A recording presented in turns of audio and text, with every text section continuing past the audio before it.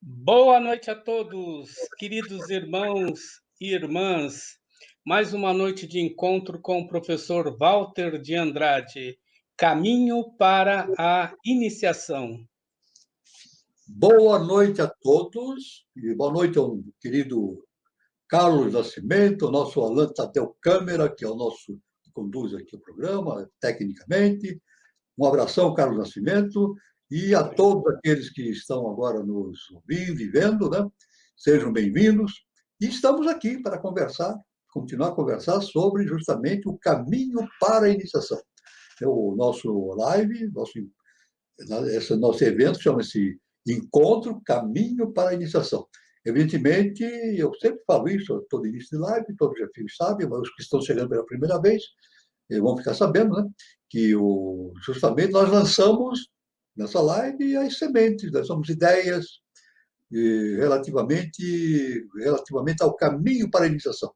Depois, quem quiser seguir o caminho da iniciação, aí tem que entrar numa escola iniciática, né? Entrar numa escola iniciática e nós indicamos isso conforme os preceitos e ensinamentos do nosso augusto mestre, o professor Henrique G. de Souza, que a pessoa entre numa escola que siga rigidamente as orientações da tradição iniciática das idades, né? Da ciência, do conhecimento iniciado das idades. Né? Isso é necessário. Né? E seguindo uma escola que siga esses conhecimentos, então a pessoa vai ter todo o fundamento para fazer a sua iniciação. A pessoa pode escolher a escola que quiser, né? O mundo está cheio de escolas, né? Com muitos matizes, muitas tônicas, mas aqui o programa é da Sociedade Brasileira de Eubiose. Então, nós convidamos todos aqueles que quiserem fazer o caminho da iniciação que entrem em contato com a Sociedade Brasileira de Eubiose. Agora, evidentemente, temporariamente, estamos via online, né? Até que proximamente possamos voltar à atividade presencial, né? Então, pode entrar em contato com a Eubiose e fazer os seus contatos. Existem muitos departamentos por todo o país, né? Inclusive no exterior também tem, né? Então, pode fazer seu contato e fazer a sua inscrição para fazer o curso online. Então, é muito simples. Né? E, evidentemente, no desenvolvimento desse curso online, 3 aspectos são observados. Né? O aspecto templário, o aspecto da escola e o aspecto do teatro. Isso conforme o ensinamento do nosso professor Henrique de Souza. A parte templária, com os mantras, todas as ritualísticas, agora online, evidentemente, por enquanto, a escola com todo o conhecimento de filosofia do Egito, da Índia, todo o conhecimento da antiguidade, né? Da filosofia transcendental, né? E a escola e o teatro, que é justamente essa visão de pôr em prática aquilo que a gente aprende na escola, né? Na sociedade, com os amigos, na empresa, na família, no lar e assim por diante. Devo lembrar novamente que todas essas lives ficam gravadas no YouTube. Pode entrar no Facebook e no YouTube, todas essas lives estão gravadas e é só entrar, procurar o canal 3005. Isso, canal do YouTube e Facebook. Não só essas lives Caminho para a Iniciação, mas todas as lives produzidas pelo canal 3005, né? Então, o canal 3005 é produzido pelo Departamento Santana da Sociedade Brasileira de Eubiose, na cidade de São Paulo. E também, quem quiser, pode entrar no YouTube e assistir os meus vídeos também. Tem muitos vídeos, chega de 60 vídeos, até mais, sobre muitos assuntos iniciáticos, né? E como é que entra? No YouTube é só digitar lá no YouTube o meu nome, Walter Teixeira de Andrade, e vai aparecer todas as possibilidades de acesso a esses vídeos, né? Interessante, né? Muito bem. Continuando, dando sequência ao encontro, né? Eu devo dizer que no encontro passado, nós terminamos falando de uma história muito interessante de Siddhartha Gautama. Isso não foi concluído porque tivemos que abordar um outro assunto que fazia parte da temática do dia. Né?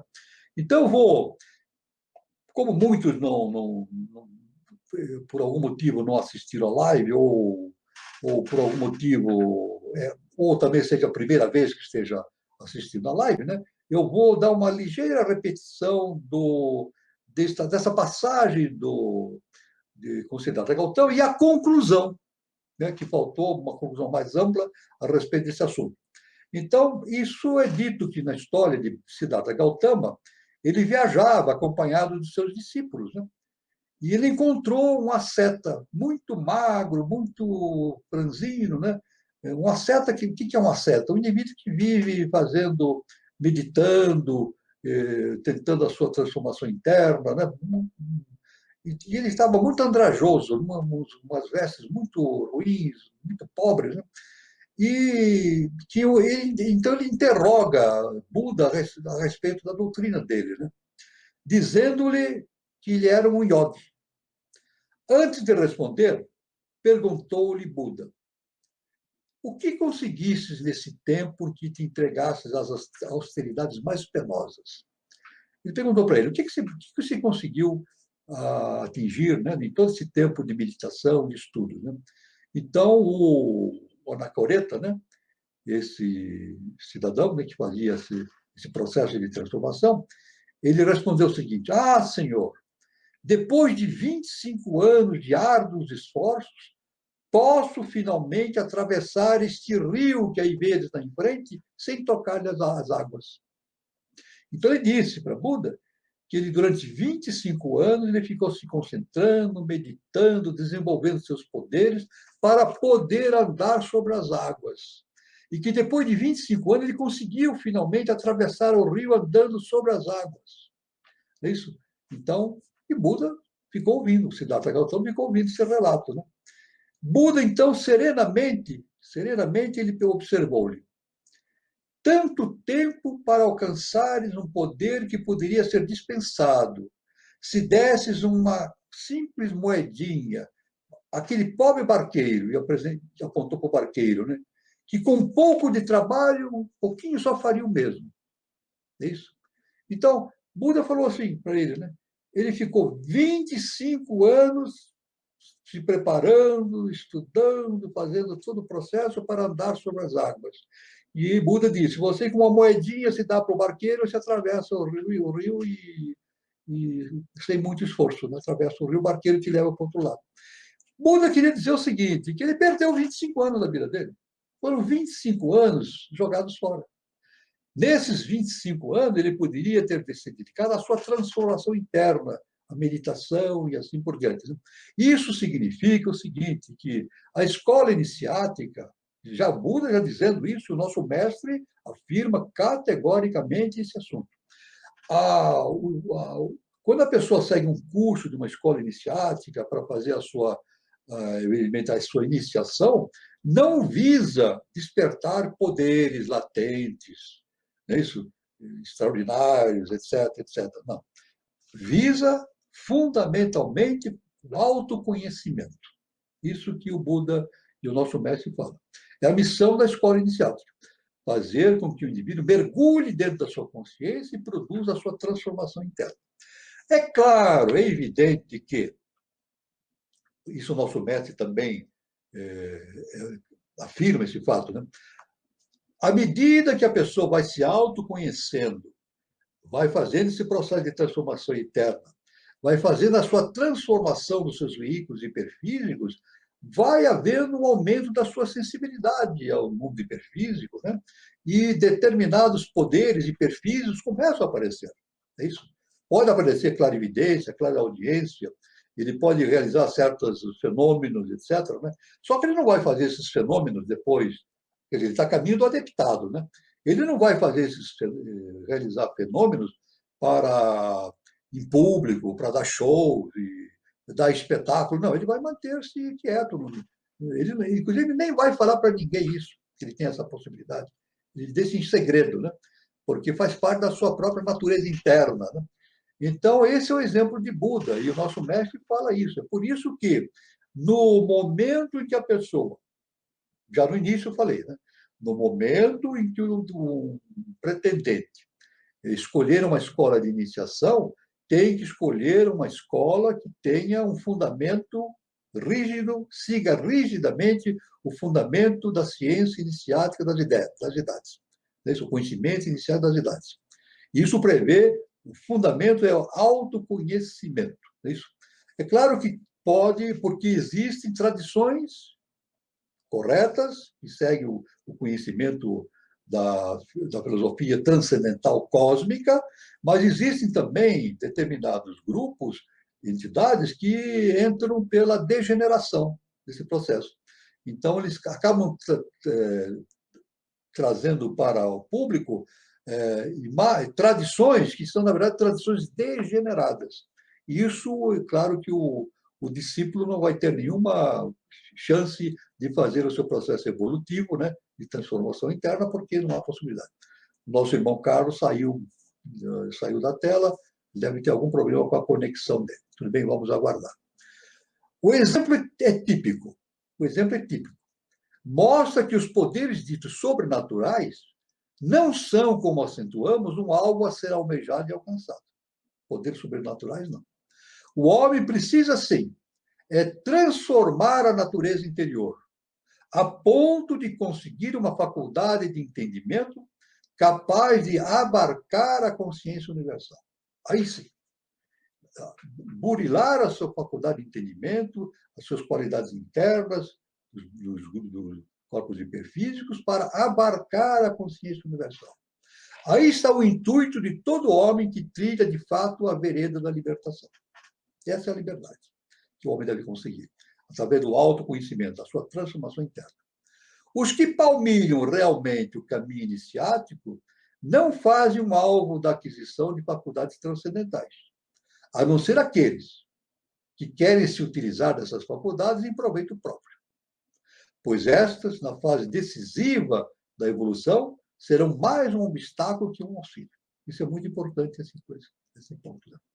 Somente uma escola iniciática tem os valores e as condições que se fazem necessários para promover os ensinamentos que retiram os véus obscurecidos pela ignorância humana, quer pela inércia ou pela ânsia de poder, através das revelações transmitidas por aquele que de fato tem o direito, pois é possuidor das chaves do conhecimento transcendental e detém a autoridade em suas mãos para corrigir as falsas interpretações das ciências ocultas. Essa é a função dos mestres. Somente os mestres podem trazer essas revelações para nós. Somente. E somente eles têm condições. Então, é claro que somente através de uma linha de iniciação rígida, de uma escola que tenha princípios básicos, fundamentados em conhecimentos transcendentais, de fato, né, pode fazer esse processo, porque os mestres vão ter afinidade e vão poder transmitir esses seus conhecimentos. Né? Significa que, em mãos profanas, esse conhecimento encontra-se vulgarizado e comercializado em um mercado vil. Também. A gente percebe, então, como é que a gente distingue uma escola da outra? Claro que essas escolas que prometem desenvolver poderes no indivíduo, poderes transcendentais, etc., eles vão cobrar muito bem, caro, para esse processo. Então, a gente já começa a perceber o comércio. Isso já é um primeiro ponto, o comércio que existe nesse ponto. Aliás, o nosso mestre, o professor Henrique João de Souza, de certa feita, uma vez, ele falou o seguinte, uma coisa muito importante. Ele disse o seguinte: a gente conhece realmente uma escola de iniciação quando, pela dificuldade que ela tem em se manter funcionando em decorrência do processo financeiro. Então, a gente vê, uma escola de iniciação ela tem dificuldade de sobreviver financeiramente. É isso? Porque o dinheiro não entra fácil. É isso. Agora, a escola que usa subterfúgios e tendências utilizando processos degenerados, não. Elas cobram valores vultuosos pelas aulas, pelos cursos, etc., e tem poder financeiro muito alto. Por aí a gente distingue uma escola de iniciação verdadeira e aquela que não é verdadeira. Aqui vai um alerta aos nossos irmãos. O alerta é o seguinte: tenham calma, paciência e perseverança, pois conhecimento transcendental das idades é maravilhoso, quando é entendido, realizado e praticado na sua grande pureza, na sua real pureza. Isso é muito importante, esse conhecimento, né? Esse conhecimento que eu estou transmitindo, né? Justamente dessa história de Buda, né? Então, eu quero dizer o seguinte, vamos dizer o seguinte, também existe um assunto que eu queria abordar aqui, que nós fizemos antes de entrarmos diretamente na nossa live, já faz parte da live, né? Eu gostaria de abordar mais alguns assuntos relativamente àquilo que nós conversamos a respeito do Jardim do Éden, a criação do homem, etc. É muito importante esse relato bíblico, porque no relato bíblico de Moisés está de forma alegórica, né? De forma, vamos dizer assim, maiávica, aquilo que realmente a gente fala, ensina na cosmogênese. Na cosmogênese, né? Então, aqui, se a gente abre a Bíblia, veja bem, depois nós vamos agora desenvolver esse ponto, né? Veja assim, veja bem, criou, pois, Deus os grandes animais marinhos e todos os seres viventes que rastejam, os quais povoavam as águas segundo as suas espécies, e todas as aves segundo as suas espécies, e viu Deus que isso era bom. Gênesis, capítulo 1 de Gênesis. Né? Depois, e Deus os abençoou, dizendo, sede fecundos, multiplicai-vos e enchei as águas dos mares, e na terra se multipliquem as aves. Olha só o que está escrito na Bíblia. Houve a tarde e manhã do quinto dia. Perfeito? Então, tudo isso que Deus fez foi em 4. É claro que houve o primeiro dia da criação, o segundo dia, o terceiro dia, o quarto dia. Então, aqui, conforme a Bíblia, no quarto dia ele criou as aves, os animais, os peixes, etc. E depois, quando surgiu o quinto dia da criação, isso é muito importante, eu estou falando, hein? Disse também Deus, produz a terra seres viventes conforme a sua espécie, animais domésticos, répteis, animais selváticos, segundo a sua espécie, e assim fez. Isso. E fez Deus os animais selváticos, segundo a sua espécie, e os animais domésticos conforme a sua espécie, e todos os répteis da terra conforme a sua espécie. E viu Deus que isso era bom. Isso. Então, isso aí, né? E disse Deus também. Também disse Deus, veja bem, capítulo, aqui, eu estou falando aqui já o capítulo 1 de Gênesis. Capítulo 1 de Gênesis. Também disse Deus, façamos o homem à nossa imagem, conforme a nossa semelhança. Tenha ele domínio sobre os peixes do mar, sobre as aves do céu, sobre os animais domésticos, sobre toda a terra e sobre todos os répteis que rastejam sobre a terra. Veja que interessante. Quinto dia. 4 dias iniciais. No quinto dia, Deus veio com a criação do homem. Então, criou Deus, pois o homem à sua imagem. A imagem de Deus o criou. O homem e mulher os criou. E Deus os abençoou e lhes disse, sede fecundos, multiplicai-vos, enchei a terra, sujeitai-a, dominai sobre os peixes do mar, sobre as aves dos céus e sobre todo animal que rasteja pela terra. Isso. Então, ele deixa isso, todo este... depois, na sequência, houve o 6º dia da criação, o 7º dia da criação, e Deus descansou. No capítulo 1 diz, e Deus descansou. Isso é muito importante. Já pela Bíblia a gente entende, né, que a consciência humana surge no 5º dia. No 5º dia da criação. Depois Deus faz mais coisas no 6º dia, no 7º dia, e depois do 7º dia, havendo Deus terminado no dia 7º a sua obra que fizera, descansou nesse dia de toda a sua obra que tinha feito. E abençoou Deus o 7º dia e o santificou, porque nele descansou de toda a obra que como Criador fizera. Existe uma ligação entre isso que está na Bíblia, capítulo 1, com o pensamento da Índia. Isso, os dias e as noites de Brahma. Isso, os dias e as noites de Brahma. O que é dia e noite de Brahma? Existe um processo superior, uma linha, nós podemos imaginar uma linha horizontal, né? Depois uma curva superior que passa depois pela linha e faz uma curva inferior, assim um S, né? O de cima chama-se Pralaya e o de baixo Manvantara. O de cima, a parte de cima, Pralaya, é uma parte não manifestada, esse potencial. E a parte de baixo é o Manvantara. E esse Manvantara, conforme a concepção indiana, divide em 7 estágios, são 7 processos, 7 dias. São 7 dias de Brahma. Então, são 7 dias embaixo e 7 noites em cima. Então, é claro que quando acaba o Pramanta, é isso? Então, essa curva inverte e passa para Laya, através do ponto Laya. Então, bate exatamente com aquilo que a Bíblia fala. É isso? Moisés explicou na Bíblia, né? A respeito do Deus descansando no final do 7º dia. Coincide com as noites, dias e noites de Brahma. Isso é uma coisa impressionante, né? Aí tem a formação do homem, né? Isso é muito importante, é isso, porque entra já uma parte de cosmogênese e antropogênese, que a eubiose, nos cursos da eubiose é dito, né? Então, veja bem, essa é a gênese dos céus e da terra, quando foram criados, quando o Senhor Deus os criou. Não havia ainda nenhuma planta no campo da terra, pois ainda nenhuma erva do campo havia brotado, porque o Senhor Deus não fizera chover sobre a terra, e também não havia homem para lavar o solo. Mas uma neblina subia da terra e regava toda a superfície do solo. Agora, olha que interessante. Então formou o Senhor Deus ao homem do pó da terra. E lhe soprou nas narinas o fôlego da vida. E o homem passou a ser alma vivente. Veja bem que interessante. Moisés, ele pegou o pó da terra, que é o mineral. Ele pegou a parte mineral da terra, pegou a terra, o mineral, e fez um boneco.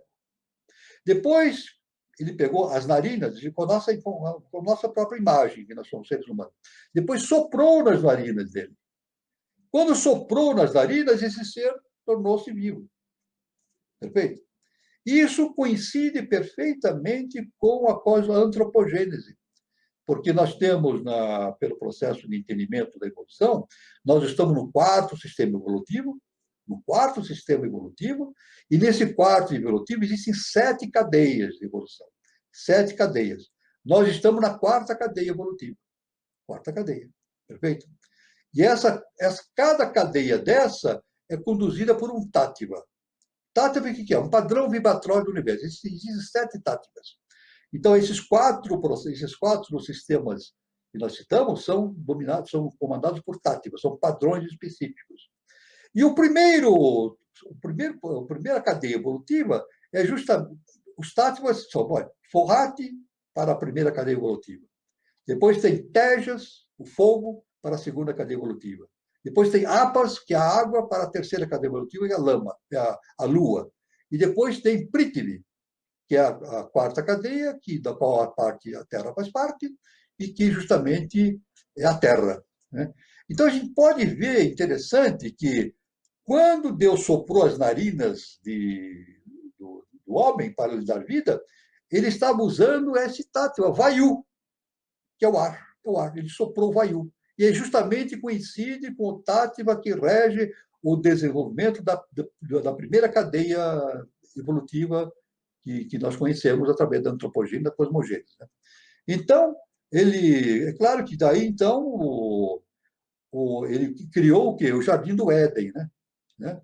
O Senhor, e plantou o Senhor no Jardim no Éden, na banda do Oriente, e pôs nele o homem que havia formado. Né? Então, do solo fez o Senhor Deus brotar toda sorte de árvores agradável à vista e boa para o alimento. E também ele plantou no meio do jardim do Éden a árvore da vida, no meio do jardim. A árvore do conhecimento, do bem e do mal. Ele fez o jardim do Éden, o homem estava lá e plantou, evidentemente, uma árvore do conhecimento no meio deste jardim do Éden, né? Jardim do Éden. E lá, evidentemente, ele deu uma ordem para todos o Jardim do Éden, inclusive para Adão, né? Ele deu esta ordem: de toda a árvore do jardim comerás livremente.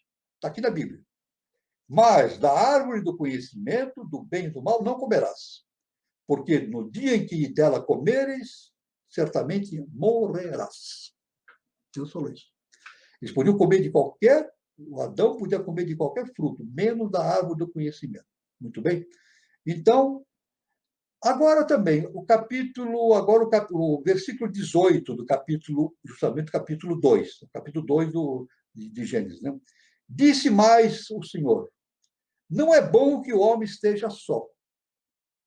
Far-lhe-ei uma auxiliadora que lhe seja idônea. Veja, é interessante esse ponto de vista, né, da Bíblia, que dá uma série de possibilidades de conjecturas a respeito desse processo. Havendo, pois, o Senhor Deus formado da terra todos os animais do campo e todas as aves dos céus, trouxe-os ao homem para ver como esse lhe chamaria. E o nome que o homem disse a todos os seres viventes, desse seria o nome deles. Deu nome o homem a todos os animais domésticos, às aves dos céus e a todos os animais selváticos. Para o homem, todavia, não achava uma auxiliadora que lhe fosse idônea. Isso. Então, todos os animais tinham a sua contraparte, uma fêmea, e o Adão não tinha fêmea. Então o Senhor Deus fez cair. Ele disse que então o Senhor Deus fez cair pesado sono sobre o homem, Adão. E este adormeceu. Tomou uma das suas costelas e fechou o lugar com carne. Ele abriu o Adão, tirou uma costela dele, depois fechou o lugar com carne, assim está na Bíblia, né? E a costela que o Senhor Deus tomara ao homem, transformou numa mulher e lhe trouxe. Ele disse ao homem: esta, afinal, é o osso dos seus ossos e carne da minha carne. Chamar-se-á varoa, porque do varão foi tomada. Por isso, deixa o homem pai e mãe, se une à sua mulher, tornando-se os dois uma só carne. Ora, um e outro, o homem e sua mulher, estavam nus e não se envergonhavam. Isso é um outro fato que nós vamos observar logo em seguida. Interessante que, veja bem, nós vemos que no início, no início aqui do capítulo 1 do Gênesis, diz que Deus criou o homem e a mulher. Mas depois, no capítulo 2, ele diz que ele formou o homem, a mulher, da costela do Adão. Então, algo que não bate, né? Então, ele criou duas vezes, o homem e a mulher, nesses dois capítulos. Aí nós recorremos a HPB. Da doutrina secreta, a HPB dá uma explicação. Isso aí baseado nos conhecimentos dos mestres. Né? Ela diz que esta questão de que Deus tira a costela de Adão para fazer a mulher significa, pela visão científica acadêmica nossa, o início da formação dos vertebrados, assim diz a HPB. Não é minha opinião. A opinião da doutrina secreta é da HPB. A formação dos vertebrados, então, de forma simbólica, né? Mas é claro que então estavam Adão e Eva lá no paraíso e vivendo numa situação paradisíaca, né? E no centro do paraíso estava a árvore do conhecimento, em que Deus, o Jeová, né? Jeová, Deus, diz: não comereis dessa árvore, né? Dos frutos dessa árvore. Mas, num determinado momento, aparece uma serpente. Mas a serpente, está na Bíblia aqui, mas aqui já é o versículo 3 do capítulo 2. Mas a serpente, mais sagaz que todos os animais selváticos que o Senhor Deus tinha feito, disse à mulher: é assim que Deus disse: não comerei de toda a árvore do jardim? Respondeu a mulher: do fruto das árvores do jardim podemos comer, mas do fruto da árvore que está no meio do jardim, disse Deus: dele não comereis, nem tocareis nele, para que não morrais. Perfeito? Então foi o aviso que Deus disse: se comereis da árvore do conhecimento, vocês vão morrer. Então a serpente disse à mulher: é certo que não morrereis. A serpente, ela veio se enroscando na frente da Eva e disse: é certo que não morrereis. Porque Deus sabe que no dia em que dele comerdes dos frutos, se vos abrirão os olhos, e como Deus sereis conhecedor do bem e do mal. Então a serpente falou isso. pode comer, vocês não vão morrer. Só que aquela árvore do conhecimento. E no momento que vocês comerem daquele fruto, vocês vão conhecer a raiz do bem e do mal. Vendo a mulher que a árvore era boa para se comer, agradável aos olhos, a árvore desejável para dar entendimento, tomou-lhe do fruto e comeu. E deu também ao marido. Adão e ele comeu. Aí, quando eles comeram este fruto, conforme Deus havia avisado, abriram-se então os olhos de ambos. E percebendo que estavam nus, coseram folhas de figueiras e fizeram cintas para si, fizeram roupas. Eles estavam nus, tranquilamente, não tinham vergonha. Mas quando comeram do fruto da árvore do conhecimento, eles sentiram vergonha da sua nudez e fizeram roupas de folhas de figueira. Quando ouviram, veja bem, olha só aqui, veja, folhas de figueira, né? O homem foi formado do pó da terra, né? No segundo momento, os dois fizeram roupas de vegetal, folha de figueira. Quando ouviram a voz do Senhor Deus, que andava no jardim, pela viração do dia, esconderam-se da presença do Senhor Deus. O homem e sua mulher por entre as árvores do jardim, foram se esconder. E chamou o Senhor Deus ao homem e lhes perguntou: onde estás? Ele respondeu: ouvi a tua voz no jardim, e porque estava nu, tive medo e me escondi. Adão falou. Perguntou-lhe Deus: quem te fez saber que estavas nu? Comeste da árvore que eu te ordenei que não comesses? Deus disse. E então disse o homem: a mulher que me desse por esposa, ela me deu da árvore e eu comi. Disse o Senhor Deus à mulher: que é isso que fizeste? Respondeu a mulher: a serpente me enganou e eu comi. Ela falou para Deus que a serpente tinha vindo e tinha enganado ela, e ela comeu o fruto. Então o Senhor Deus disse à serpente: visto que isso fizeste, malditas é entre todos os animais domésticos, e o és entre todos os animais selváticos. Rastejarás sobre o teu ventre e comerás por todos os dias, os pós, todos os dias da tua vida. E porém inimizade entre ti e a mulher, entre a tua descendência e o teu descendente. Este te ferirá a cabeça e te ferirá o calcanhar. Isso. Então, ele disse, então, é claro que...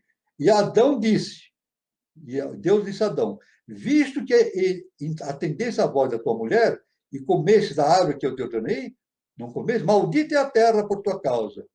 Em fadigas obterás dela o sustento durante todos os dias da tua vida. Então ele prognosticou isso, que Adão deveria trabalhar para sempre para o seu próprio sustento. É isso?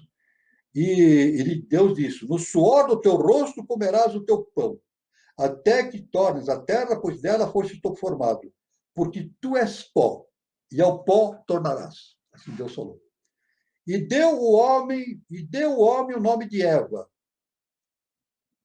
a sua mulher, por ser mãe de todos os seres humanos. Ele deu o nome de Eva à sua mulher. Fez Deus, o Senhor, vestimenta... Agora, um outro ponto importante, olha.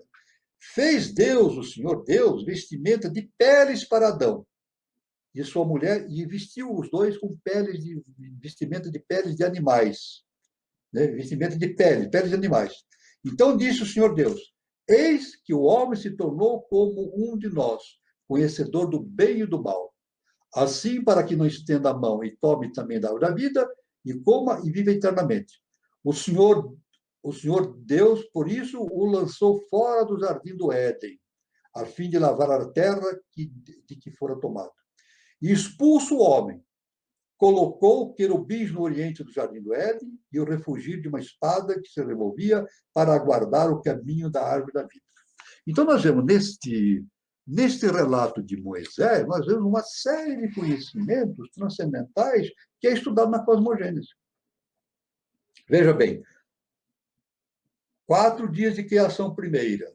Depois, no 5º dia, o homem foi criado. No 5º dia, o homem foi criado. E a criação do homem foi justamente, não somente houve uma criação, veja bem, física do pó da terra, é isso? Depois, o próprio homem se vestiu com peles, com vestimenta de folha de figueira, e depois, antes de expulsar o homem do paraíso, ele vestiu Adão e Eva com peles de animais. E eles saíram com consciência humana para o mundo externo. Veja bem, Isso coincide justamente com a sequência das cadeias evolutivas no quarto sistema evolutivo ensinado na antropogênese. Porque a primeira cadeia evolutiva evolui o mineral. A segunda cadeia evolutiva evolui uma evolução prévia do vegetal. Na terceira cadeia evolutiva, o animal. E na quarta, o hominal. Então, a gente vê que no próprio relato de Moisés, de forma simbólica, ele relata o homem saindo da terra, depois adquirindo uma vestimenta vegetal, é isso? Essa consciência, né?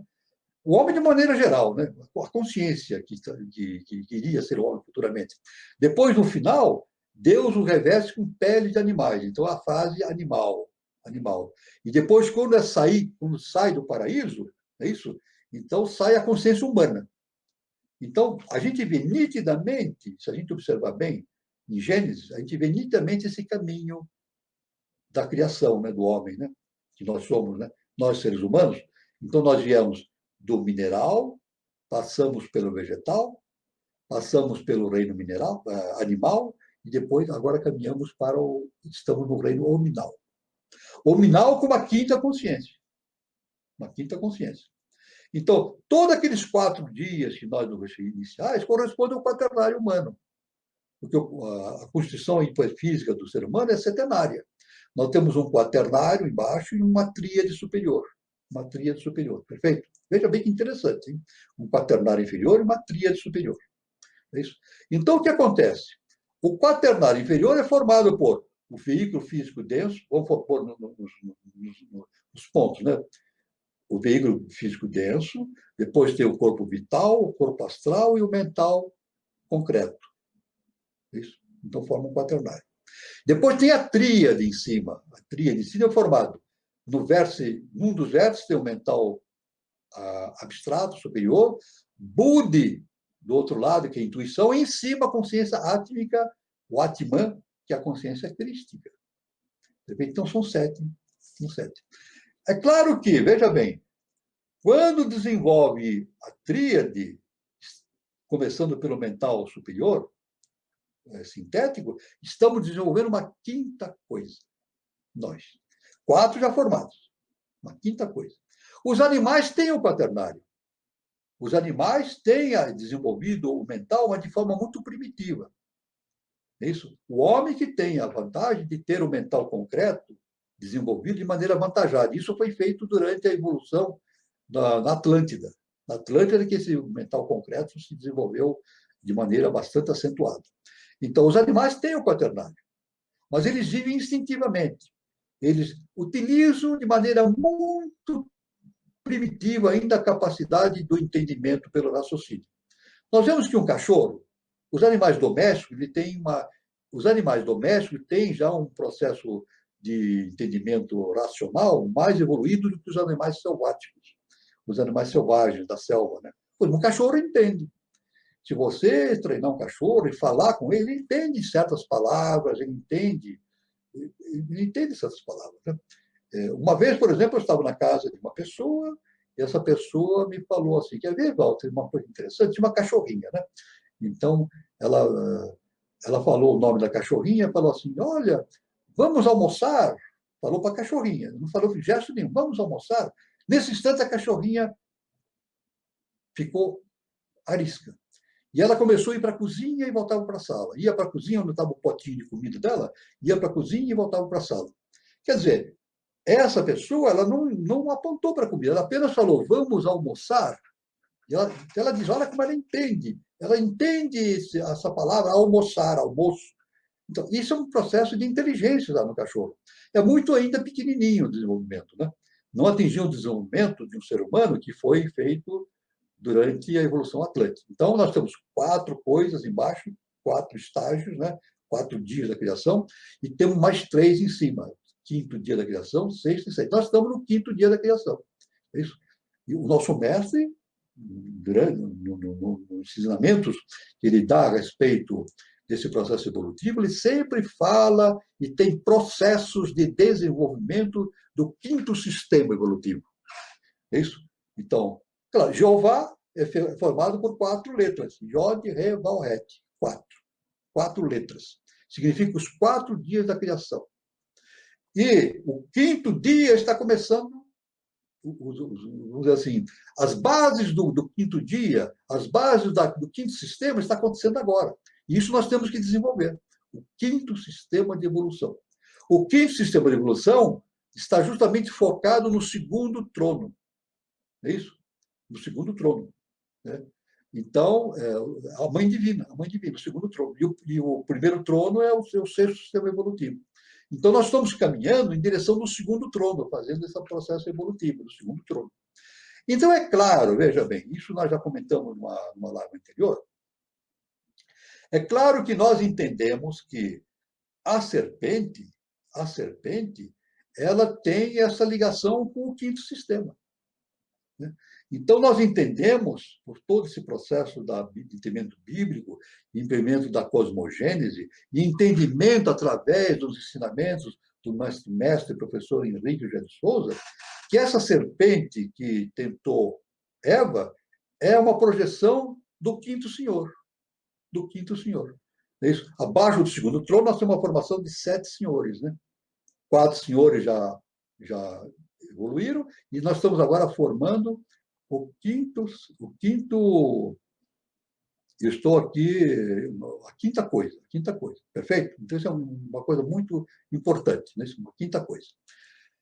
Então, nós podemos relacionar nitidamente essa serpente com Lúcifer. Isso aí foi dito numa live anterior, e surgiu uma questão que eu quero responder agora. Uma determinada questão, com uma determinada pessoa que fez uma avaliação a esse respeito, eu quero falar sobre esse assunto. Né? Veja bem, se nós consideramos que a serpente é próprio Lúcifer, nós entendemos que Lúcifer é dito também, não de forma com o nome Lúcifer, né? Mas de forma alegórica, é citado como a queda dos anjos. Isso Moisés fala, a queda dos anjos. Os anjos caem do céu e vêm viver na terra, incorporam-se em corpos físicos humanos. Pela antropogênese, nós entendemos que quando há a queda dos anjos, então o que significa? Nós recebemos a ativação da tríade superior, através de Lúcifer e toda a sua hierarquia. E Lúcifer, ele é projeção dos quinto senhor, Luzbel. Hoje ele chama-se Arabel, Luzbel. Isso aqui tem um significado muito importante quando a gente estuda cosmogênese, antropogênese. Depois proximamente, nós vamos ampliar esse horizonte para a gente ver exatamente de onde surgiu tudo isso. Então, Lúcifer é projeção do quinto senhor. E ele veio com a missão, toda a sua hierarquia dos anjos caídos, para trazer a possibilidade de desenvolver no homem a consciência superior e desenvolver a possibilidade do livre-arbítrio. Então, nós sabemos, veja bem, quem criou a humanidade foi Lúcifer. Perfeito? Deus criou o homem na sua potencialidade, mas efetivamente, na parte prática, na parte mecânica, orgânica, de entendimento, de inteligência, foi justamente a hierarquia dos anjos caídos que trouxeram a possibilidade da ativação da tríade superior. Perfeito? Então, o Jardim do Éden significa, isso que o Moisés escreve, né? Possibilita essa serpente, e serpente significa sabedoria. É isso? Serpente significa sabedoria. O caduceu de Mercúrio também tem 2 serpentes enroladas, né? No Antigo Egito, né? Um símbolo do Antigo Egito. Então, essa serpente, ela significa sabedoria. Então, justamente, foi ela que fez a ligação de Adão e Eva com a árvore da sabedoria, porque ele comeu o fruto. Né? Agora, algo que eu quero explicar também. Agora, vamos meditar. Na teologia ocidental, é dito que a Eva fez o pecado original, né? Porque comeu o fruto.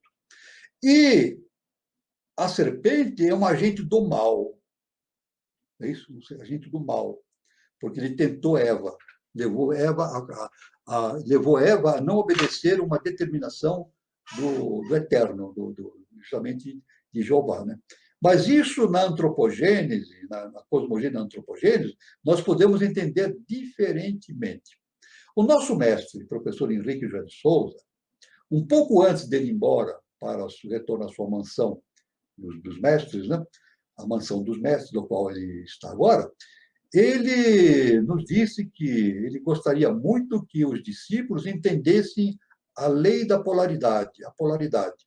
Então ele diz: quem entende a polaridade entende tudo. Então, nesse momento que nós vemos a serpente, a Eva, a interdição de Deus, que ele diz para não comer o fruto da árvore do conhecimento, é um jogo de bem e mal, mas não do jeito que nós entendemos. Não é o bem e mal, é o necessário. Então, na verdade, quando a serpente levou a Eva a comer o fruto da árvore, ela não fez o mal, ela fez o necessário. Ela não fez bem nem mal, ela fez o necessário. É isso? Na pessoa de Lúcifer. Por que Lúcifer? Porque o quinto senhor, que é encarregado de formar o quinto sistema evolutivo, ele é o quinto senhor, ele tem que formar a quinta coisa, o quinto sistema evolutivo. Isso é a função dele. Assim como o sexto senhor vai ter que formar, a função dele é projetar o sexto sistema evolutivo. Isso. Então, como o próprio quinto senhor não pode se materializar na Terra, não pode ocupar um corpo físico, qual foi o processo? Ele emitiu de si uma projeção. Essa projeção é Lúcifer. É o psicomental. Vamos dizer, é o psicomental do quinto senhor.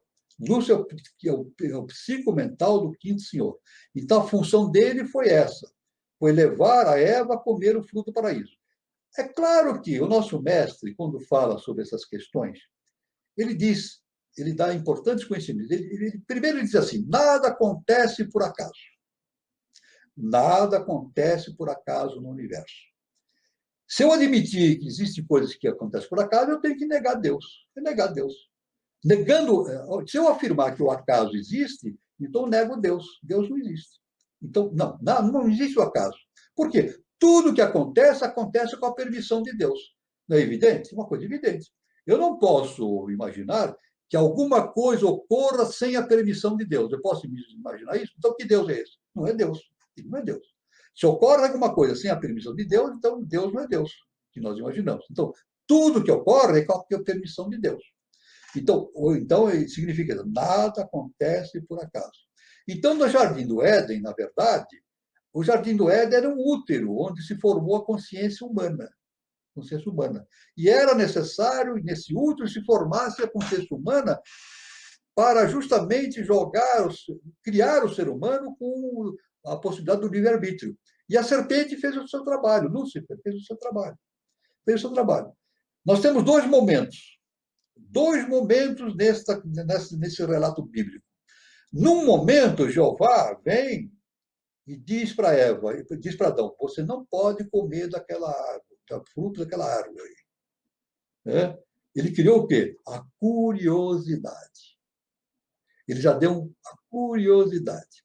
Depois, no segundo momento, aparece a serpente e diz para Eva: não, você pode comer assim, porque você não vai morrer, não, você vai tornar-se sábia. Ele mata a curiosidade. Perfeito? Olha só o jogo da lei.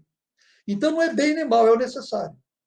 Então, no primeiro estágio, Jeová cria a necessidade para o homem de comer daquele fruto do conhecimento. E, no segundo momento, vem a serpente, na forma de Lúcifer, de projeção do quinto senhor, e dá a possibilidade do homem, instiga a Eva e o Adão para comer o fruto. Porque esse é o caminho. Isso era um projeto de lei do Eterno. Era um projeto de lei do Eterno, justamente para a formação do quinto sistema. Então, isso que eu queria deixar bem claro, essa questão, porque muitas vezes nós tivemos um comentário de uma pessoa, eu acho que foi na live anterior, dizendo que, supostamente, então a serpente era uma coisa do mal e Lúcifer estava fazendo o mal. Não, Lúcifer não fez o bem nem o mal. Ele fez o necessário. Ele cumpriu como a projeção do quinto senhor, ele cumpriu a sua missão de fazer com que a Eva comesse do fruto do conhecimento. E aí surgiu a humanidade. Então, isso é uma coisa muito importante, esse conhecimento. Veja bem, isso difere. Veja bem, nós podemos entender que todo esse conhecimento transcendental que nos é dado pelas escrituras, pelos escritos antigos, eles vêm na forma maiávica, na forma de símbolos. E a gente não pode entender uma escritura pela letra.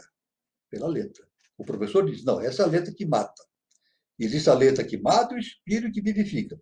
A gente tem que ler a letra e entender o que está por trás da letra. O que está nas entrelinhas. Eu já falei isso. Isso é o significado da inteligência, que vem do latim, né? Inteligência vem interlegere, quer dizer, ler por dentro. Interlegere, ler por dentro. É isso. Inteligência quer dizer ler por dentro, ou ler nas entrelinhas. Então, a gente lê o relato bíblico, está tudo escrito lá de forma perfeita. As cadeias evolutivas, os dias da criação, as noites os dias e noites de Brahma, para lá e Manuantra, está tudo só que em outras palavras. Palavras que coincidiam com a tônica do mundo hebreu. Perfeito? Porque a lei não podia falar para o mundo hebreu na linguagem da Índia, que não havia tônica diferente. Então, foi necessário que Moisés trouxesse esse conhecimento numa linguagem, uma tônica específica para o mundo hebreu. Para o mundo hebreu. É isso?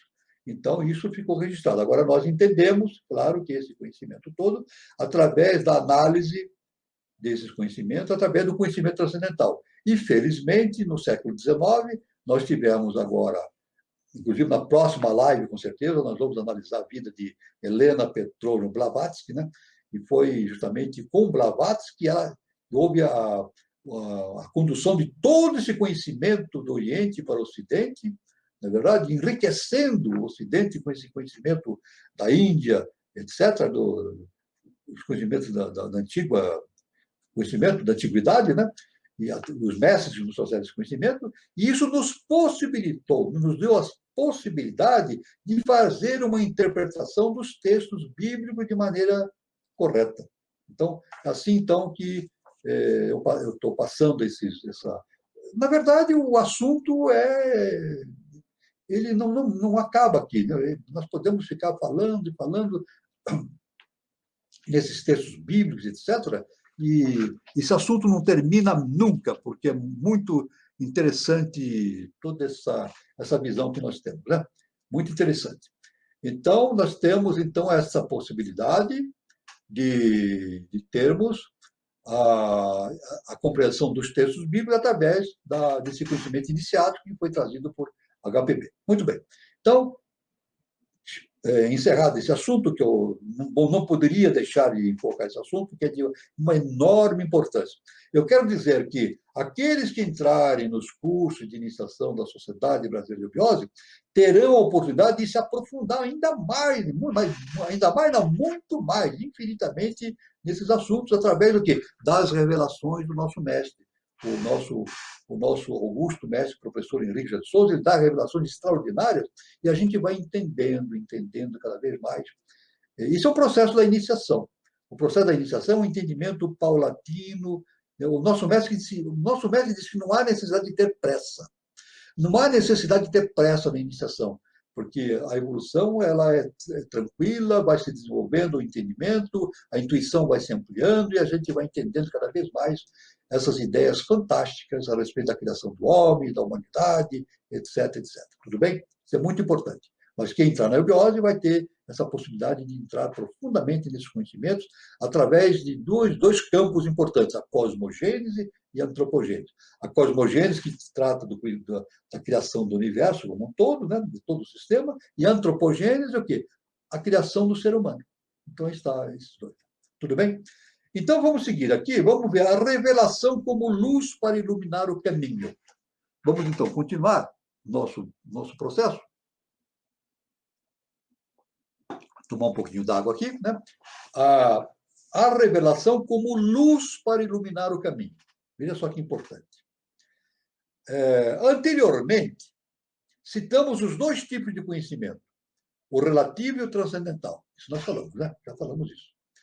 Apontados os dois sentidos do conhecimento de ordem universal e transcendente, e de ordem individual e sensível, devemos apontar os aspectos fundamentais da doutrina iniciática, teosófica e eubiótica, para que não haja confusão quando tivermos de interpretar à luz das revelações, a fim de esclarecer o conhecimento de ordem transcendental, que não tem nada a ver com a mente, o raciocínio, ou com os dados fornecidos pelos sentidos, quer eles sejam corporais, sutis ou psíquicos. Isso é muito importante, esse ponto é muito importante. O conhecimento transcendental, o próprio nome já diz, transcendente. Ele transcende a todo conhecimento acadêmico, científico, o que seja. É isso? Todo aquele conhecimento que a gente tem através das informações, através das bibliotecas, etc. Bibliotecas profanas, eu digo, né? Não bibliotecas iniciáticas, bibliotecas profanas. Transcende a tudo, né? É o conhecimento do próprio eu, quando se funde e se identifica com a consciência universal. Isso. Então, essa é a diferença desse conhecimento. O conhecimento no sentido acadêmico, a pessoa se debruça nos livros e vai estudando, né? Vai estudando livros e mais livros, etc., vê a ciência, o que a ciência diz, o que a ciência não diz, etc. Esse é o conhecimento acadêmico, né? Baseado na informação. Mas, como dissemos, o conhecimento transcendental, iniciado, é o conhecimento do próprio eu. Isso, que se funde com a consciência universal. Isso, no templo de Apolo, é isso? Na antiguidade, é isso? No frontão do templo de Apolo, não existe mais, está em ruínas. Mas no frontão do templo de Apolo está escrito assim: homem, conhece a ti mesmo e conhecerás os deuses do universo. Então, esse é o caminho, conhecimento de si mesmo. Conhecimento. Aliás, a ciência, os cientistas, para fazerem progressos, grandes progressos no terceiro milênio, indiscutivelmente, eles vão ter que fazer a transformação interna. Porque chega um momento em que o conhecimento científico, as técnicas, as ferramentas científicas não são suficientes para se atingir um conhecimento transcendental. Quer dizer, a matemática tem um limite, a lógica tem um limite, a razão tem um limite. Onde começa a funcionar a intuição. A intuição e o processo átmico, né? Ligado à caixa. Né? Então, indiscutivelmente, a ciência, aqueles que se dizem trabalhadores, pesquisadores pela ciência, vão ter que fazer isso dentro de si, fazer a sua transformação interna. Transformação interna não quer dizer erudição. Ler, estudar, se doutorar, não é somente isso, não. Isso é apenas a superfície. É fazer a sua transformação interna para ficar perceptíveis das coisas transcendentais que existem no universo. Né? Esse conhecimento transcendental, né, por transcender a egoidade, o nome próprio diz, né, e a nossa possibilidade humana é denominada, como foi dito anteriormente, metafísico, porque está além do físico do mundo sensível, sendo de ordem puramente espiritual. É um conhecimento metafísico. Não é isso? Esse conhecimento que nós estamos falando é um conhecimento metafísico. Aliás, nós podemos até entender pela própria palavra metafísica. O que é metafísica? Vem de Aristóteles. Esse nome metafísica vem de Aristóteles. Aristóteles, no seu ambiente de trabalho, né, tinha sua biblioteca, etc. Né? Ele tinha todos os papéis, os pergaminhos, todos os documentos, etc. Né?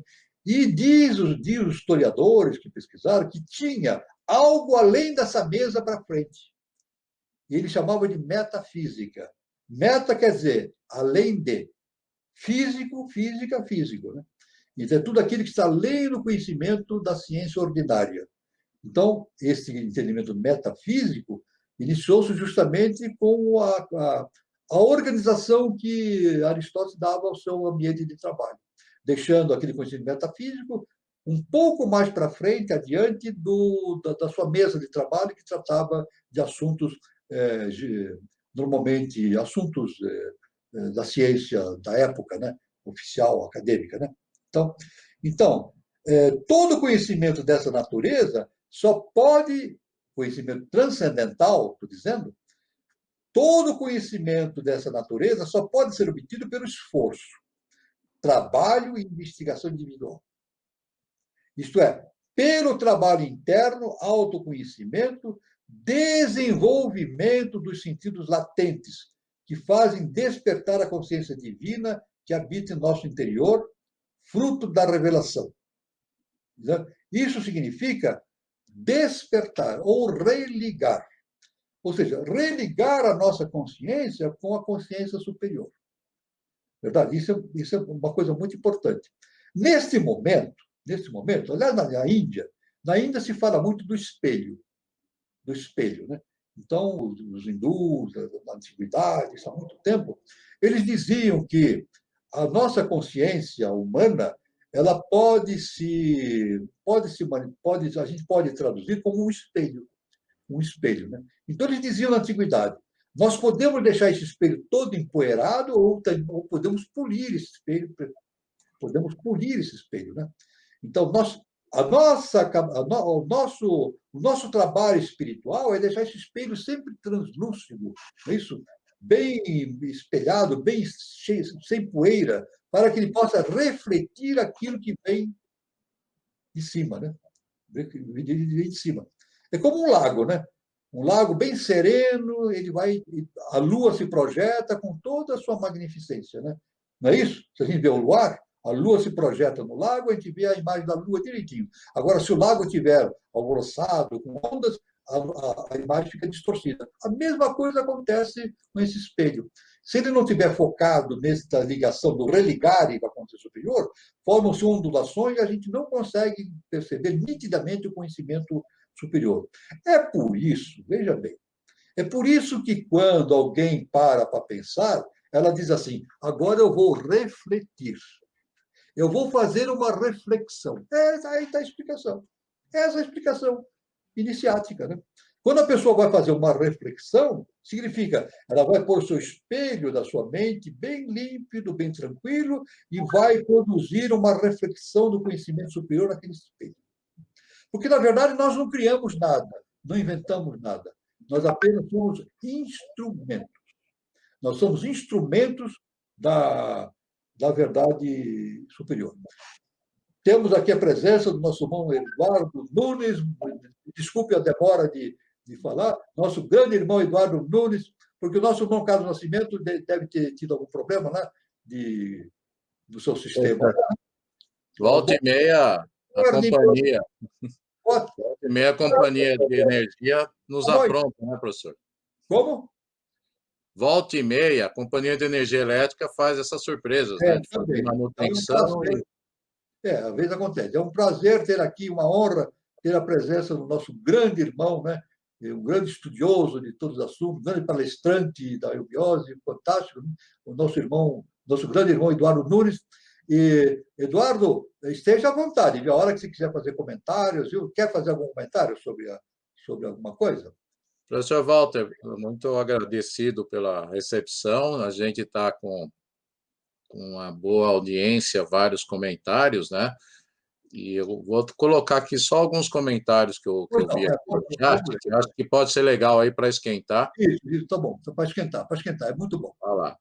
A Carol, por exemplo, Maria Carolina Borges de Almeida, comenta, né? Serpente, Lúcifer, o portador da luz. O portador, exatamente, a nossa irmã Carol Borges falou exatamente. O Lúcifer é Lux Ferens, vem do latim Lux Ferens. Lux Ferens quer dizer portador da luz. Então, na verdade, a teologia ocidental, ela dá uma conotação maligna para Lúcifer. Sabe como é que a teologia chama? O príncipe das trevas. Chama luz do príncipe das trevas. Isso não tem sentido nenhum. Primeiro, a teologia erra em dois pontos. A teologia erra. Eu estou falando, não é o Walter que está falando. Não é o Walter que está dizendo que a teologia está errada. Veja bem, não é egoísmo, egoidade minha. Eu estou falando baseado em conhecimentos transcendentais dados por HPB, pelo mestre Henrique, professor Henrique de Souza. Então, a minha base de sustentação é essa, né? Então, há dois erros da teologia, né? Dizer que luz é o príncipe das trevas. Primeiro que trevas não significa falta de luz, não. Falta de luz significa sombra. Sombra, sim, é falta de luz. Trevas, não. Por isso que Moisés disse, No princípio era tudo trevas. E Deus disse, faça-se a luz. Trevas é justamente o equilíbrio. O equilíbrio entre luz e sombra é a treva. É isso? Então, não há polaridade. A treva é a não polaridade. É o equilíbrio entre luz e sombra. Então, quando Deus disse, faça-se a luz, ele quebrou a polaridade. Então, ele fez luz de um lado, mas ele não fez só a luz, ele fez a sombra também, porque era necessário. Não pode existir só luz, tem que ser luz e sombra, porque faz parte da polaridade. Então, realmente, Lux Ferens, portador, e o nosso mestre afirma isso em Revelações, tudo, né? Lúcifer é o criador da humanidade. É o criador da humanidade. Agora, é claro que nós devemos o seguinte, não é mérito de Lúcifer, simplesmente. Ele é portador da essência, né, do quinto senhor. Essa que é a verdade. Lúcifer, na verdade, é uma consciência inferior à do quinto senhor. É uma consciência mais próxima à nossa condição humana. Tanto que o nosso mestre afirma isso em várias revelações, que o próprio Lúcifer, quando ele estava entre nós, ele podia encarnar num corpo. Ele podia encarnar num corpo. Não é isso? Ele podia encarnar num corpo físico. Agora, o quinto senhor, não. É muita energia para... Um Deus não pode assumir um corpo físico, porque não tem corpo físico que aguente a energia de um Deus. Né? Então, Lúcifer é uma projeção dele para fazer um trabalho que tinha que ser feito. Então, obrigado à nossa irmã Carol Borges pela explicação. Né? Aliás, o próprio um outro erro também, aí não é só da teologia, mas uma própria transcrição do Evangelho. Né? Do Evangelho, né? Quando Jesus, na Santa Ceia, né, estava combinado que Judas ia trair Jesus. Né? Isso não foi por acaso. Nada acontece por acaso. Judas, ele não foi um traidor. Ele cumpriu a missão dele. Ele tinha que fazer o trabalho. Né? Então, no Evangelho, um discípulo pergunta, mestre, um de nós vai trair o Senhor. Quem de nós vai trair? Então, Jesus, muito elegantemente, sem acusação, sem acusar ninguém, né? E nem podia fazer isso, né? Ele pegou e lhe disse, a quem eu entregar um pedaço de pão, é esse que vai fazer o trabalho. Então, ele pegou um pedaço de pão e entregou para Judas. E, está no Evangelho, Judas, o mestre Jesus falou, quando ele entregou o pão, ele disse, vai e faz o que você tem que fazer imediatamente. Tudo bem? Então, e Judas levantou e foi em direção de Caifás. Foi em direção de Caifás. Entregou Jesus. Ganhou 30 moedas, né? Ganhou 30 moedas de ouro e trouxe, não as forças de Caifás, porque as forças de Caifás não podiam agir, as forças de Roma, a serviço de Caifás. Os soldados de Roma para prender Jesus. Não é verdade? Agora, no momento em que, veja bem, a força, quero falar de Lúcifer, no momento em que Judas recebeu o pão e Jesus falou assim, vai e faz o que você tem que fazer, no Evangelho está escrito assim, Satanás tomou conta de Judas. Satanás entrou no corpo de Judas. Está no Evangelho. Errado. Isso foi uma interpretação errada. Não foi Satanás, foi Lúcifer. Lúcifer, então, o que? Avatarizou o Judas. Porque Judas não ia conseguir fazer o que tinha que fazer. Não ia. Ele amava o mestre. Judas amava muito o mestre. Então, ele não ia conseguir fazer sozinho. Então, o que aconteceu? Lúcifer avatarizou, entrou no corpo de Judas e o levou até Caifás. Depois, quando Lúcifer se afastou de Judas, Judas não aguentou e se matou. A gente sabe, ele se enforcou. A gente sabe disso, né? Judas não aguentou a realidade de ter traído o mestre e acabou se enforcando. E o dinheiro dele ninguém quis. As 30 moedas de ouro ninguém quis. Diz a tradição que esse dinheiro foi usado para a compra de um campo santo em Jerusalém, um cemitério. Aí compraram uma grande extensão de terra e fizeram um cemitério, um campo santo. Foi para isso que foi usado as 30 moedas de ouro de Jura, que ninguém queria, porque era um dinheiro da traição, etc. Isso, então, veja bem, porque justamente nesse episódio, Lúcifer tinha que fazer esse processo. Era o papel dele, de fazer esse processo. Era bem ou mal? Não era bem nem mal, era o necessário. Então, Judas, o Lúcifer não estava sendo o veículo do mal. Era uma lei que estava planejada pelo cosmos. Isso já planejado naquele momento? Não, planejado há bilhões e bilhões, não dá nem para calcular o tempo. E uma coisa planejada nem no nosso sistema, foi no terceiro sistema evolutivo. Nós estamos no quarto sistema, entre o segundo e o terceiro sistema evolutivo, a gente nem pode imaginar um tempo. O Eterno havia feito tomar uma decisão, e nós vamos entrar nessas considerações futuramente, né? E o quinto senhor assumiu essa missão, né, de fazer todo esse processo, e assim aconteceu. Então, a gente vê, é por isso que no caminho da iniciação a gente começa a entender as coisas nos seus devidos termos. Não é isso? No processo religioso, sempre existe o dogma. O dogma. Então, o dogma, ele acaba o quê? Distorcendo a realidade. Ele distorce a realidade. No processo iniciático, não. A gente começa a entender as coisas que está por trás das letras e a gente entende perfeitamente o mecanismo das coisas. Né? Então, ato ou efeito de revelar-se, né? Quer dizer, o religare. Né? Entre os cristãos, a ação divina que comunica aos homens os desígnios de Deus e as verdades que estes envolvem, sobretudo nas palavras consignadas nos livros sagrados. A doutrina religiosa revelada, por oposição, é aquela que se chega à razão. A doutrina religiosa revelada, por oposição, àquela que se chega pela razão apenas.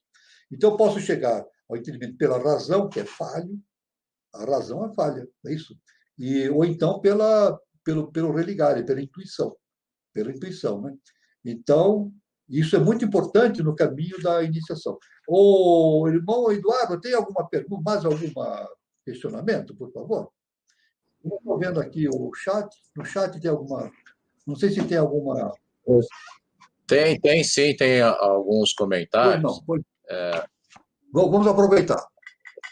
Vamos lá. Cristine Pereira, sim. Ela comentou: estou fazendo o peregrino à distância, né? Ensino sim. à distância. Está sendo maravilhoso. Realmente não pode ter pressa. E não se ter nas avaliações. Acho que são desnecessárias, né? Então, tem esse comentário. Sim. Tenho vários elogios, o pessoal acompanhando, aprendendo bastante com esse sábado do Caminho para a Iniciação, né? Sim. Antes de eu ter passado esse comentário da Maria Carolina, da Carol, ela já tinha feito um anterior. Vestiram-se com os reinos anteriores, mineral, vegetal e animal, para viverem a experiência humana. Exatamente. É isso que está na Bíblia. Na Bíblia dá exatamente essa sequência, como a irmã falou, né? Que eu ressaltei, né? Deus faz o homem do pó da terra, que é o mineral. Não é isso? Depois, quando no Jardim do Éden, Adão e Eva se vestem com folha de figueira, é o vegetal. E depois Deus, está na Bíblia, Deus, antes de expulsar os dois do paraíso, eles fazem roupas com peles de animais, é o reino animal. Mas só que quando eles saem do paraíso, então eles têm o quê? A experiência, a consciência humana. Então, a gente vê nitidamente nessa sequência da Bíblia a sequência dos quatro sistemas, das quatro cadeias evolutivas, né? Do quarto sistema evolutivo. O mineral, o vegetal, o animal e o hominal. É claro que não vai passar por aí. Veja bem, é isso que eu estou dizendo. Agora, com o desenvolvimento da quinta coisa e da sexta coisa, ou seja, coisa é uma maneira... A gente fala muito em filosofia, coisa, né? Quando a gente não entende o que é, a gente fala coisa, né? Isso usa-se muito em filosofia, não é depreciativo, né? Usa-se muito na filosofia isso, né? Então, para atingirmos o quinto estado de consciência, o sexto estado de consciência, o caminho do homem é tornar-se um ser super-humano. Super-humano, né? Então, o que veja, nós somos humanos? Não somos humanos, estamos passando pela experiência humana. E foi justamente o quinto senhor, através de Lúcifer, justamente na Lemúria, aí falando agora especificamente em antropogênese, na Lemúria, que foi despertada essa consciência superior, né? Foi dado um impulso na tríade superior, e que foi despertada a consciência humana. A humanidade surgiu nessa época, em meados da raça lemuriana. É isso? Então, libertou-se mais do quaternário, depois na quarta raça a Atlante desenvolveu o mental concreto, olha só a sequência, desenvolve o mental concreto, não é isso? E depois, agora, na quinta raça-mãe, raça ariana, nós estamos desenvolvendo a tríade superior, começando pelo mental superior, mental abstrato, né? Estamos desenvolvendo a quinta consciência. Tanto que nós podemos perceber isso, que muita gente fala que a Atlântida era muito desenvolvida, tinha um processo científico extraordinário, e nós ainda não chegamos nisso. Não, isso é errado, isso não coincide a verdade. A Atlântida tinha muita coisa que eles fizeram, mas é uma raça inferior à nossa raça ariana. Isso precisa ser bem claro.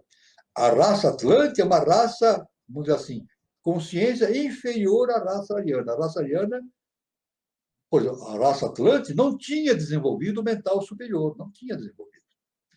Estava em potencial. Em potencial lá existia. Mas eu não estou dizendo todos os Atlânticos, eu estou dizendo a maioria. É claro que entre os Atlânticos tinham mestres, tinham seres de hierarquia, esse tinha adeptos, né? A gente sempre tem que distinguir isso, né?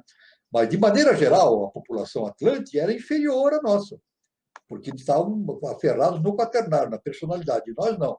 Estamos desenvolvendo a quinta coisa, que é justamente o mental abstrato. E isso se deve à ação de Lúcifer. Lúcifer, né? Então, agora, nós podemos até fazer uma outra observação interessante, né? Eu falei de Lúcifer e Satanás, né?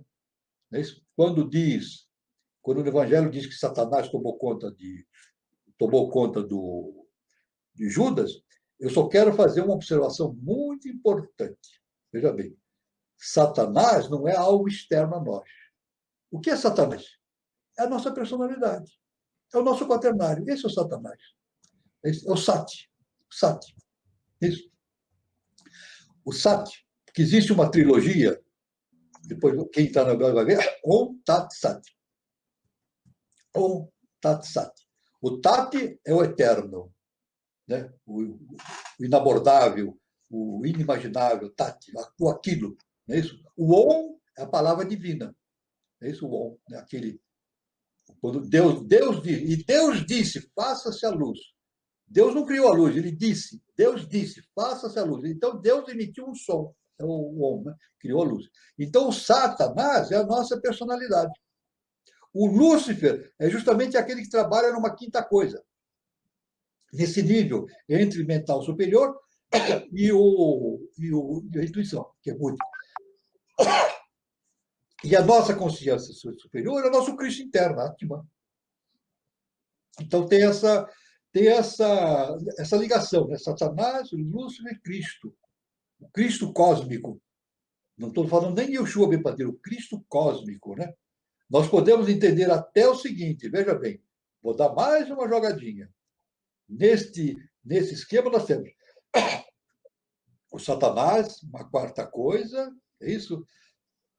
O Lúcifer no mental, uma quinta coisa, e o Atman, uma sexta coisa. O caminho para... Então nós temos 4, 5 e 6. Olha só que interessante, nós mesmos, a nossa tríade.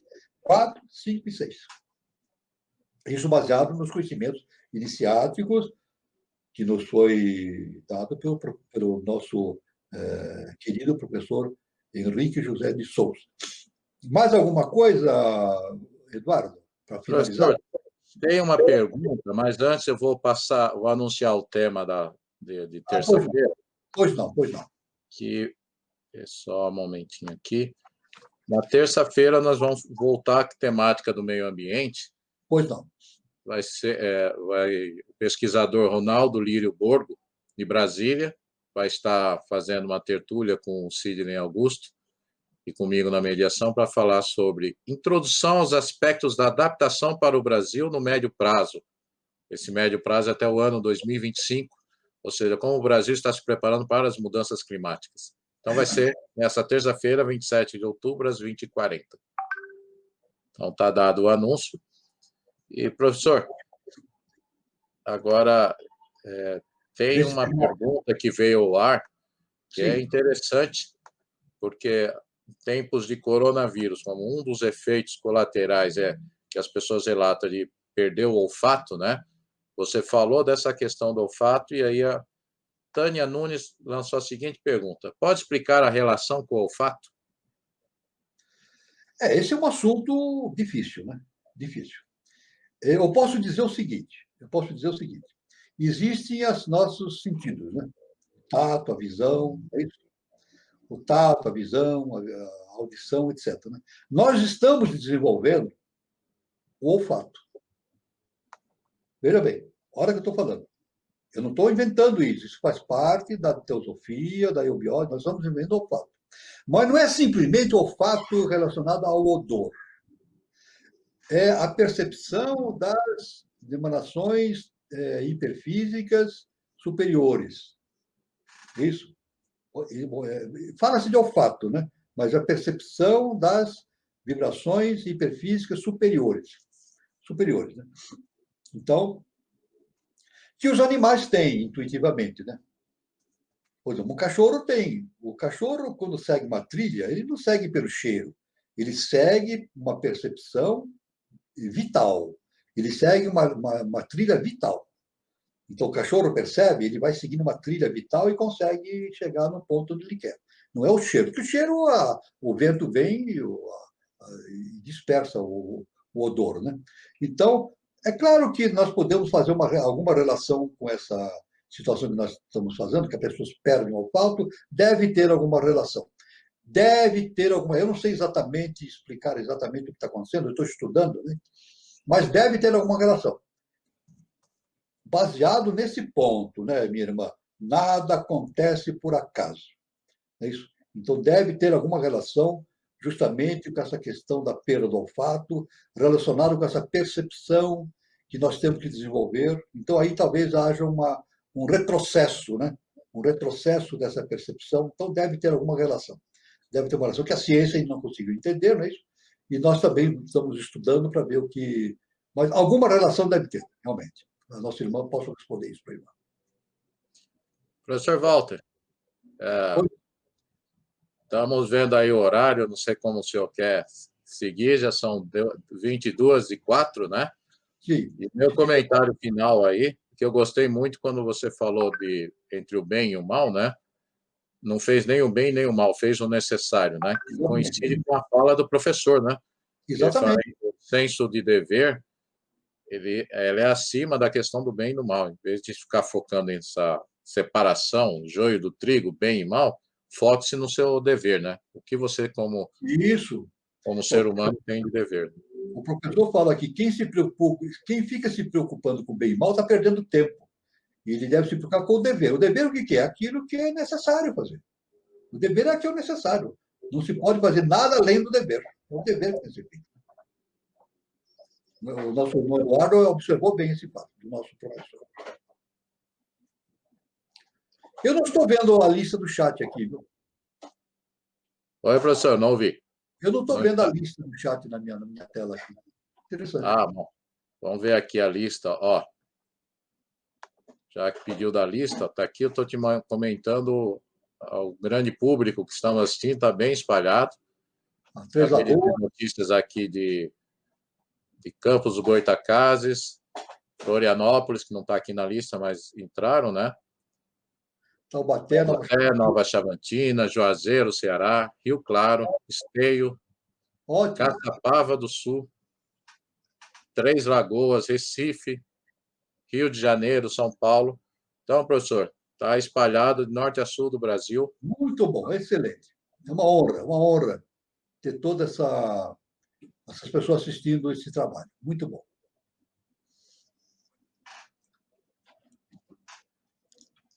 Eu fico à disposição, então, do irmão Eduardo, né?